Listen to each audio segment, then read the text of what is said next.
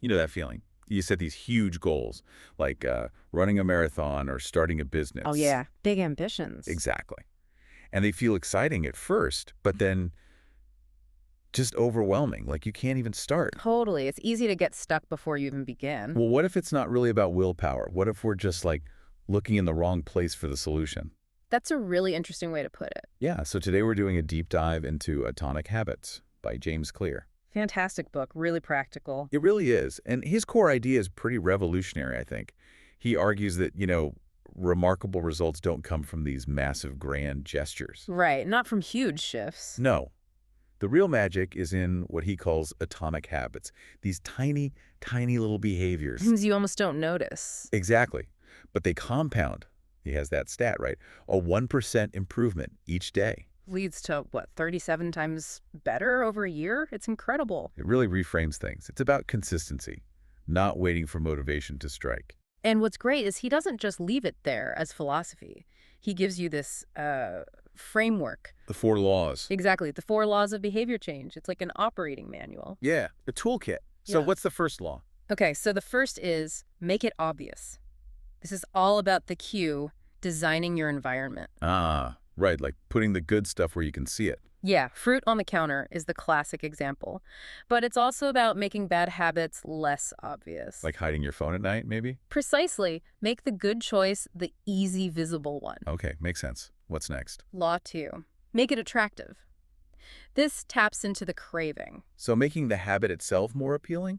Kind of. It's often about linking it to something you already want to do. Habit bundling. Oh, like his example. Okay. After I pour my morning coffee. I'll meditate for 2 minutes. You pair the new habit with something you already enjoy. It uses your brain's reward pathways. Clever. Okay, law 3. Make it easy. This is about the response, reducing friction. And this is where the famous 2-minute rule comes in, right?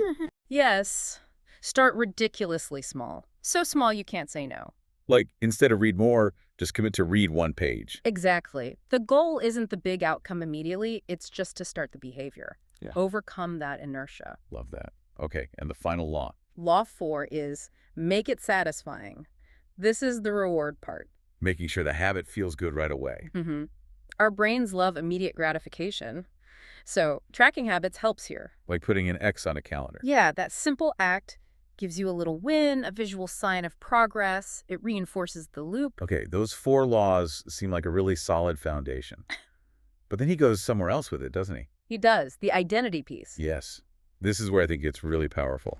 His quote, every action is a vote for the person you wish to become. That's a core concept. It shifts everything. It really does. It's not just about doing the habit. It's about becoming the kind of person who does that habit. It reframes the entire process around self-perception. So that runner example he uses. Yeah. Don't just say, I'm trying to run. You shift it to, I am a runner. Right. And then you ask, what does a runner do?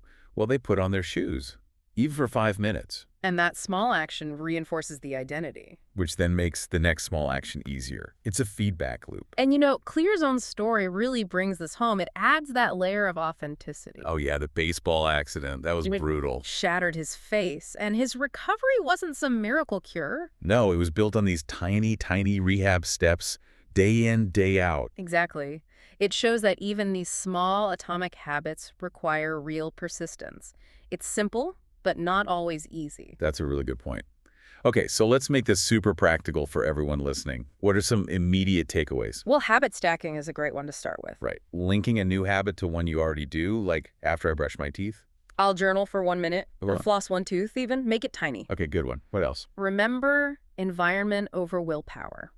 Always. Design your space for success. Remove the friction. Yes. If you want to run in the morning, sleep in your workout clothes. Make it almost effortless to start. That's a classic. And one more really crucial one. The never miss twice rule. Ah, yes. So important. Because you will slip up. Everyone does. It's human. The key isn't perfection. It's getting back on track immediately. Don't let one missed day spiral. Exactly. Reset the next day. That builds resilience. So pulling it all together, this book really feels like more than just tips, doesn't it? Definitely. It's like that operating manual we mentioned. It mixes the science, the stories, the actionable steps. But without being dense or full of jargon. Right. It's incredibly accessible. Now, it's maybe not the tool for, deep trauma. Sure, it has its scope. But for mastering daily progress, for building better systems in your life, it's fantastic. It helps you design a system where success becomes, well, almost the default path. One tiny vote, one small habit at a time. So if you're listening and feeling inspired, definitely check out Atomic Habits. Maybe just pick one tiny thing to start with. Just one small change. Yeah. So think about it. How can you start shaping your world one vote at a time? Remember those 4 steps. Make it obvious. Make it attractive Make it easy. and make it satisfying.